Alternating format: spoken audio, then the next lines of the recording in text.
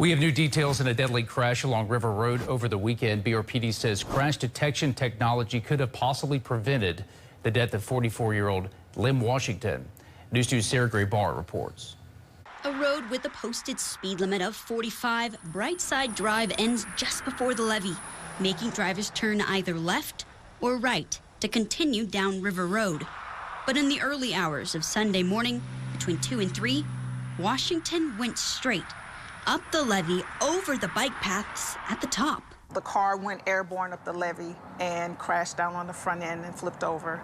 And he was wearing his seatbelt, but unfortunately, he died as a result of his injuries. The Honda Accord sat for hours before help arrived around 8:30. Had we got the call a lot earlier, a lot sooner, then there's a possibility he may or may not have passed away from his injuries. Which is why BRPD is encouraging the use of crash detection technology. Well, if you have an active OnStar subscription, you're involved in a crash, it'll alert and they'll call and reach out to you.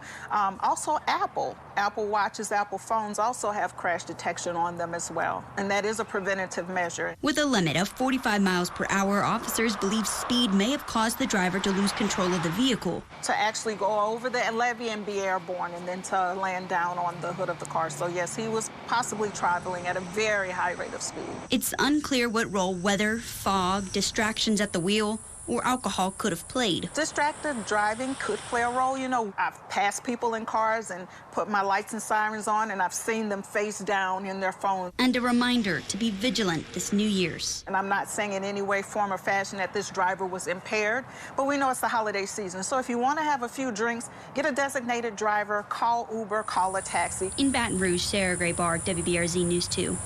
BRPD says they expect the toxicology report to take at least 6 weeks to be completed, and then investigators will know for sure whether or not alcohol played a role in this crash.